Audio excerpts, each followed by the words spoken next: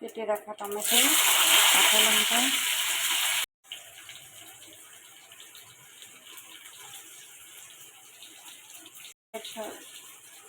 সকালের ব্রেকফাস্টের সঙ্গে খাওয়ার জন্য আলু তরকারি, আলুটা দিয়ে দিয়েছি, সাথে লবণ হলুদ দিয়ে দেবো।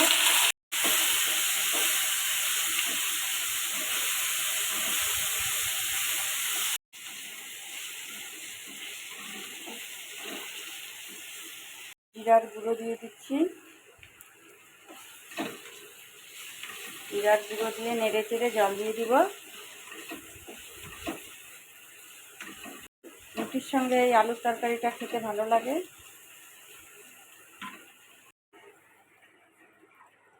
তরকারিটা হয়ে গেছে, নামিয়ে নেব।